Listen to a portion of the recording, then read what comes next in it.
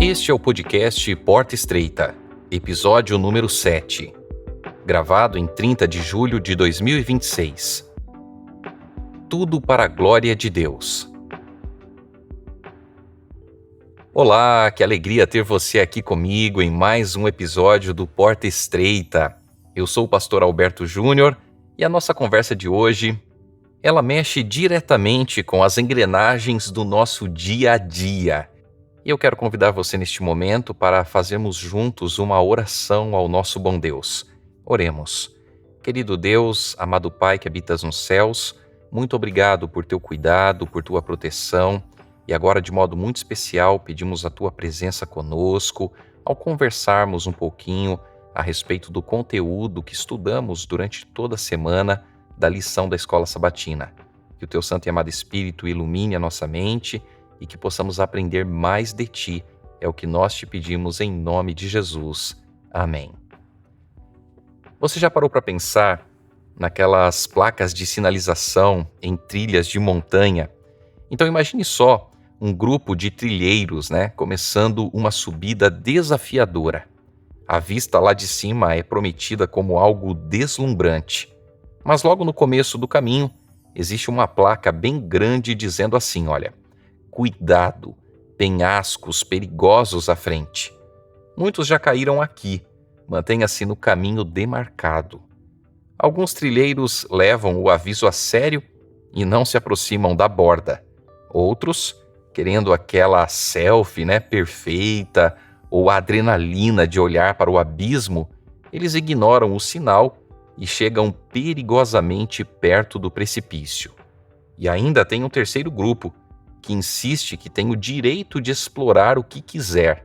Afinal, a caminhada é deles e ninguém tem o direito de lhes dizer o que fazer. O problema é que as escolhas desses trilheiros não afetam apenas a eles mesmos. Se um cai, ele pode levar outros junto ou traumatizar quem o seguia. A nossa vida cristã é muito parecida com essa caminhada. E hoje, baseados no estudo da primeira carta de Paulo aos Coríntios, nos capítulos 8 a 10, nós vamos entender que as nossas decisões, desde o que comemos até como usamos a nossa liberdade, precisam ter um único norte: a glória de Deus. Então, para nós nos aprofundarmos mais nesse assunto, nós precisamos primeiramente entender onde Paulo ele estava pisando. Então imagine só a cidade de Corinto, no primeiro século. Nós já falamos um pouquinho aqui, comentamos um pouquinho aqui a respeito da cidade de Corinto, Ela era uma metrópole cosmopolita, um centro comercial vibrante e, acima de tudo, ela era um caldeirão religioso. Então, diferente do nosso mundo ocidental moderno, onde a religião ela costuma ser algo privado, em Corinto a adoração estava em tudo. E é interessante observar por quê? Porque estava na política, no comércio, na vida social. E para vocês verem, havia templos para Poseidon, Deméter, Perséfone, Afrodite e até o culto ao imperador romano era esperado como um sinal de lealdade política. A vida em Corinto envolvia festivais públicos, banquetes nos templos e, em alguns casos, até ritos que incluíam imoralidade sexual. Então, é neste cenário que Paulo ele escreve a sua carta ali de 1 Coríntios. Ele faz uma conexão muito forte entre a imoralidade sexual, que ele tratou nos capítulos 5 a 7, e a idolatria, que ele aborda nos capítulos 8 a 10. Um aspecto interessante é que no Novo Testamento, esses dois pecados eles aparecem juntos com frequência, porque ambos eles representam uma quebra de lealdade a Deus. E a grande questão que os coríntios eles enviaram para Paulo em uma carta era sobre o consumo de alimentos sacrificados aos ídolos. E este tema, ele é um tema que às vezes é muito mal compreendido por muitas pessoas, E pode parecer algo distante para nós hoje, mas na época era um dilema diário. Então, quando um animal ele era sacrificado em um templo pagão, parte da carne ela ficava com os sacerdotes e o que sobrava era vendido nos mercados públicos. O cristão que ia ao mercado, ele podia comprar essa carne sem nem saber de onde a carne vinha. E Paulo, ele começa tratando disso no capítulo 8 com um contraste poderoso, porque ele diz assim: conhecimento versus amor. Havia um grupo em Corinto que se considerava, entre aspas, vamos dizer assim, forte. Eles tinham um conhecimento teológico correto de que um ídolo não é nada no mundo e que só existe um único Deus, como diz o famoso Shema de Deuteronômio, capítulo 6, E para esses cristãos, comer aquela carne era indiferente, pois o ídolo ele não passava de um pedaço de pedra. Mas Paulo, ele traz um alerta. O conhecimento sozinho, ele pode gerar arrogância. O conhecimento sem amor, ele não é conhecimento verdadeiro. Ele diz que o conhecimento, ele incha, mas o amor, ele edifica. Então, já pensou em como isso se aplica a você hoje, nos nossos dias?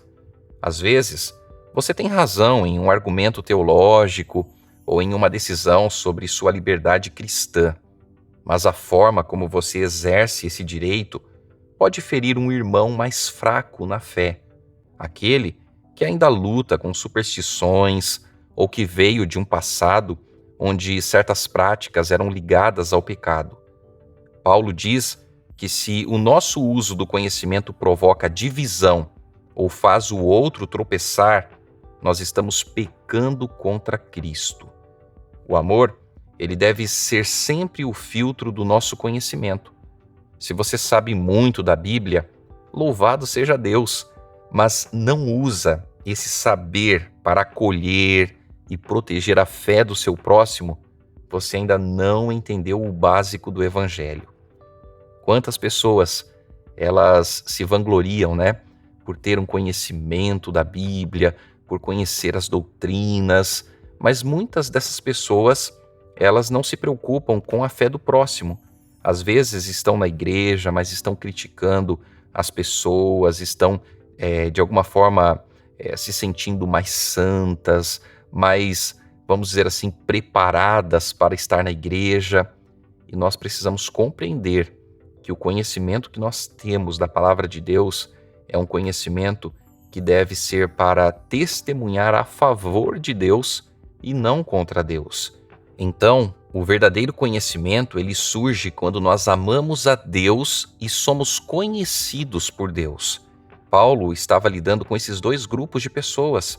Uns que realmente entendiam que aquela carne, ela foi sacrificada a ídolos, e eles não tinham como diferenciar, vamos dizer assim, no açougue da época ali, em saber qual carne foi sacrificada e qual não foi sacrificada. E eles sabiam que o ídolo, ele não interfere em nada na nossa vida, porque há um único Deus. Porém, existiam cristãos que não tinham este conhecimento e que se preocupavam com isso, se preocupavam com essa questão, Então, infelizmente, aqueles que tinham conhecimento a mais, eles diziam assim: olha, nós somos fortes espiritualmente, Paulo usa essa expressão forte, e a nossa força, na verdade, ela deveria ser algo que vem de Deus com o objetivo de ajudar as pessoas na caminhada com Cristo. Ou seja, o conhecimento que eu tenho da palavra, ele deve ter como finalidade ajudar as pessoas para que elas conheçam melhor a Jesus, melhor a palavra de Deus, e não ficar se vangloriando, dizendo: olha, eu sei, eu conheço, Bom, avançando para o capítulo 9, Paulo nos dá o maior exemplo prático desse amor que abre mão de direitos, ele mesmo. À primeira vista, parece que Paulo está mudando de assunto para defender ali o seu apostolado, mas ele está, na verdade, mostrando como que ele vive o que ele prega. Ele tinha o direito de ser sustentado financeiramente pela igreja, o direito de comer e beber às custas do ministério, e até o direito de viajar com uma esposa crente, assim como outros apóstolos eles faziam. Mas Paulo, o que ele faz? Ele abriu mão de tudo isso por amor ao Evangelho e aos coríntios. Ele preferia fabricar tendas e se sustentar para que ninguém pudesse dizer, que ele estava pregando por dinheiro. Então ele se tornou o escravo de todos para ganhar o maior número possível de pessoas. Isso nos desafia profundamente, porque nós vivemos hoje em uma cultura que grita, sobre os meus direitos o tempo todo. Parece que as pessoas estão cada vez mais, se importando ali com seus direitos, com as suas necessidades. E eu não estou dizendo que a gente não tenha que se importar com os nossos direitos. Mas a pergunta que Paulo nos faz é a seguinte: do que você está disposto a abrir mão para que outra pessoa conheça Jesus? Já parou para pensar nisso? Talvez esta seja a grande lição para a nossa vida. Abrir mão do nosso eu, abrir mão dos nossos bens materiais, abrir mão do nosso pensamento, da nossa ideia, abrir mão de tudo. O que você está disposto para você abrir mão para que outros conheçam a respeito de Cristo Jesus? Às vezes, você até tem o direito de gastar o seu tempo, o seu dinheiro, de certa forma, mas talvez abrir mão desse direito para servir em um ministério ou ajudar alguém seja o que realmente vai glorificar a Deus. Paulo dizia que ele esmurrava, o próprio corpo e o reduzia à escravidão para não ser ele mesmo desqualificado depois de pregar aos outros.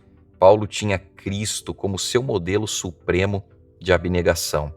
E eu pergunto para você, o que você tem feito para testemunhar de Cristo, para falar de Jesus? Você tem se envolvido na pregação do Evangelho? É uma pergunta para a gente pensar, para a gente refletir. Nós vivemos hoje num mundo onde nós estamos conectados o tempo todo. E muitas vezes a gente pensa assim, eu não vou me envolver na igreja, eu não vou assumir ali uma função de liderança, porque eu não tenho tempo, porque dá muito trabalho, é muito complexo.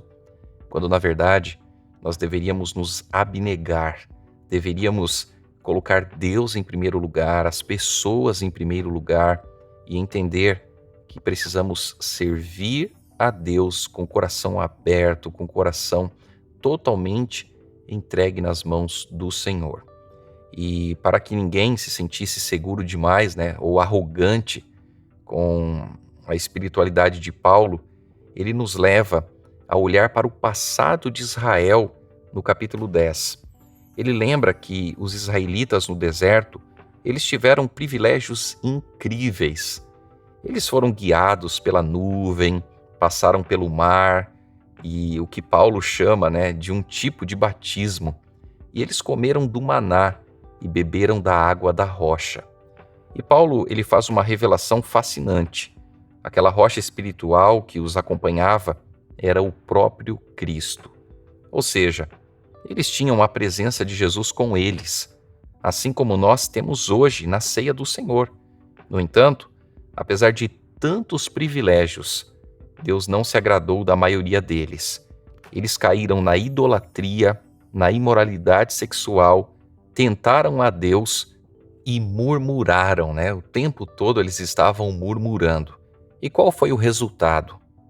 Os seus corpos ficaram espalhados pelo deserto. Então, o aviso de Paulo, ele ecoa através dos séculos até os nossos dias hoje. Aquele que pensa estar em pé, veja que não caia. Nós não podemos confiar em nossa herança religiosa, em nosso batismo, ou em quanto tempo estamos na igreja. O perigo de cair é real para todos. E nós precisamos compreender isso.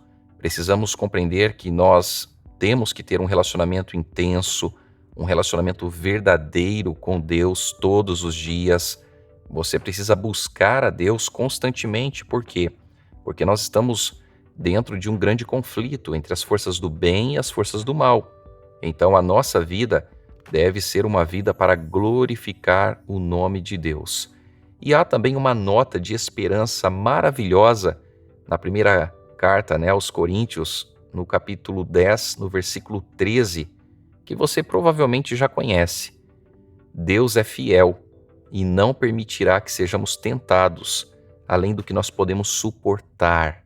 Mas com a tentação, Ele proverá o livramento.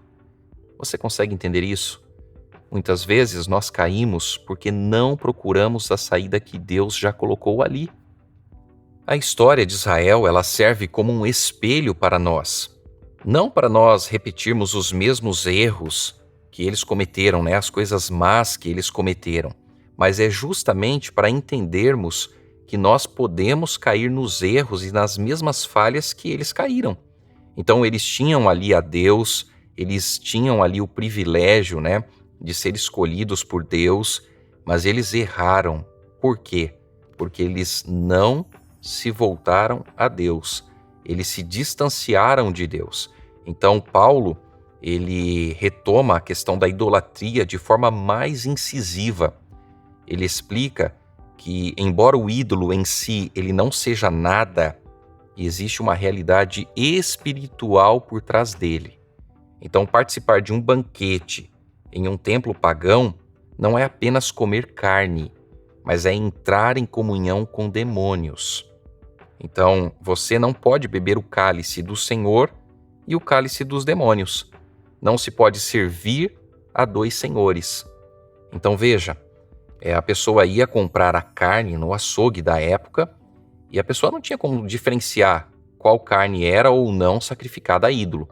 E ela tinha ali a sua fé firme em Deus, ela sabia que há um único Deus e que os ídolos, eles nada sabem, que há apenas um único Deus, então não haveria problema nenhum ela levar para casa a carne e comer esse alimento, ok? Onde estava o problema? O problema estava em dois aspectos. O primeiro era os que se achavam fortes por fazer isso, darem um mau testemunho para aqueles que se preocupavam com essa questão, que não tinham um conhecimento tão esclarecido como eles. E o segundo problema é justamente na questão dos cultos pagãos. Aí haveria um problema maior. Por quê? Porque não estava se tratando apenas de comer uma carne que foi sacrificada para um ídolo, para um Deus que não é nada, mas tem a ver com o culto a demônios, né? Um culto ao paganismo. Então isso Paulo condena de forma muito clara. E a idolatria, ela provoca ciúmes, entre aspas, no Senhor. Por quê? A lição, ela diz, né, ciúmes no Senhor, porque ele requer lealdade total. Deus, ele quer o seu coração. Ele não aceita um coração dividido. Ele não aceita metade do seu coração, uma parte do teu coração. Deus quer a sua entrega completa, o seu coração 100% nas mãos dele. E hoje, talvez você não se curve diante de uma estátua de Zeus ou de Poseidon, né?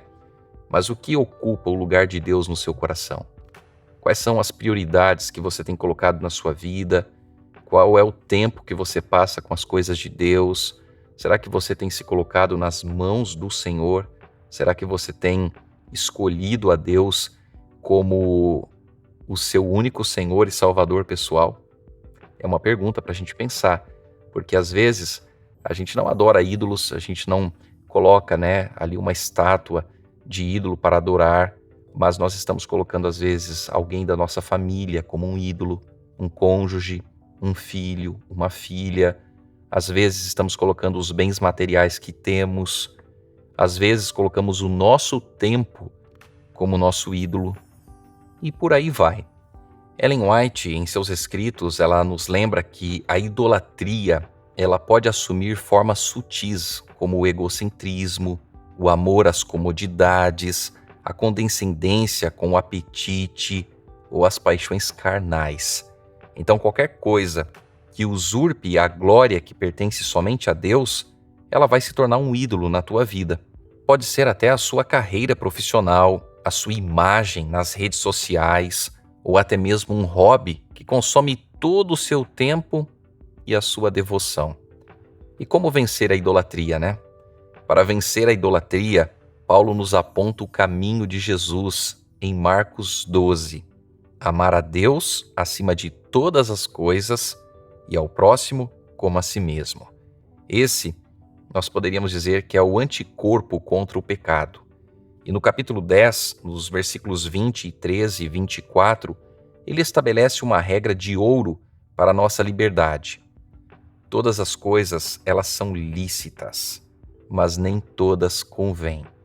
Todas as coisas são lícitas, mas nem todas edificam. E é isso que a gente precisa compreender, porque às vezes a gente pensa assim, eu sou dono da minha vida, eu faço o que eu quero, e aí até coisas boas, né? Eu faço coisas boas, não faço mal para ninguém. Ninguém deve buscar o seu próprio interesse, mas nós devemos buscar o interesse do próximo. O reino dos céus, ele funciona dessa forma. Ele não funciona no eu, mas sim no próximo. E essa é a grande lição que nós temos que aprender todos os dias, constantemente na nossa vida. Então, imagine aplicar isso nas suas decisões na sua vida. Imagine só, antes de postar algo, antes de fazer uma compra, antes de tomar uma atitude no trabalho, pergunte para você mesmo: isso é lícito? Sim, é lícito. Mas isso edifica? Isso ajuda o meu irmão ou pode ser um tropeço para ele? E Paulo, ele encerra essa sessão com o versículo que é o tema central da nossa conversa. Portanto, se vocês comem ou bebem ou fazem qualquer outra coisa, façam tudo para a glória de Deus. Isto é revolucionário, é extraordinário. Nós, como cristãos, nós devemos fazer tudo para a glória de Deus. Você tem glorificado a Deus na sua vida? Você tem feito as coisas para Deus? E você pode dizer assim, mas o que isso significa? O que eu tenho que fazer, para fazer tudo para a glória de Deus? Isso significa que não existe separação entre o sagrado e o secular. Então veja, lavar a louça, dirigir no trânsito, preencher uma planilha ou comer um lanche podem ser atos de adoração se forem feitos com o coração voltado para glorificar ao Criador. Então Paulo, ele nos convida a ser imitadores dele, assim como ele era de Cristo. O objetivo final não é apenas seguir regras, mas viver de tal modo que a nossa vida reflita a luz de Jesus e conduza outros à salvação.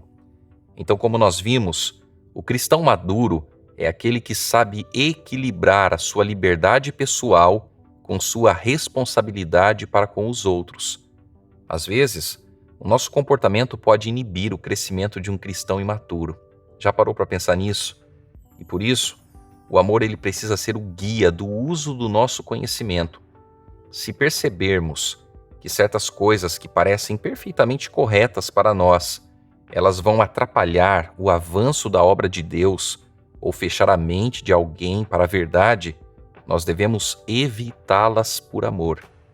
Então, todo aquele que recebeu benefícios celestiais tem a obrigação de lançar alguma luz no caminho dos demais. O meu desafio para você, para a nossa vida é o seguinte: olhe para a sua rotina, olhe para o seu dia a dia, olhe especificamente para a sua vida. Existe alguma área da sua vida, por menor que seja, onde você está buscando apenas o seu próprio interesse, sem considerar como isso afeta a fé dos outros ou a glória de Deus? Talvez seja uma conversa, um hábito de consumo ou a forma como você usa sua liberdade cristã. Tente de forma prática aplicar o filtro de Paulo. Será que isso convém? Será que isso edifica?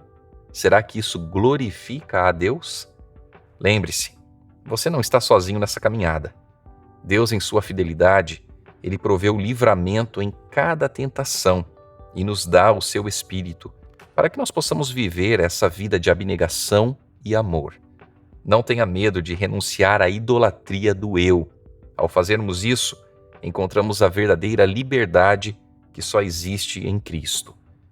Que durante os nossos dias, em cada pequena ação, desde o comer até o trabalhar, você sinta a alegria de estar fazendo tudo para a glória daquele que nos amou primeiro. Fique com essa paz no seu coração e com o desejo de ser a cada dia uma luz no caminho de alguém. Que o Senhor te abençoe e te guarde, e que a sua vida seja um eco constante do amor de Jesus. Se você quiser me encontrar, busque por @albejunior no Instagram. Até o nosso próximo encontro aqui no Porta Estreita, onde a gente continua tentando passar por essa porta que, embora estreita, nos conduz à vida plena e eterna. Que Deus te abençoe e nós nos encontramos na próxima semana. Um grande abraço e até lá!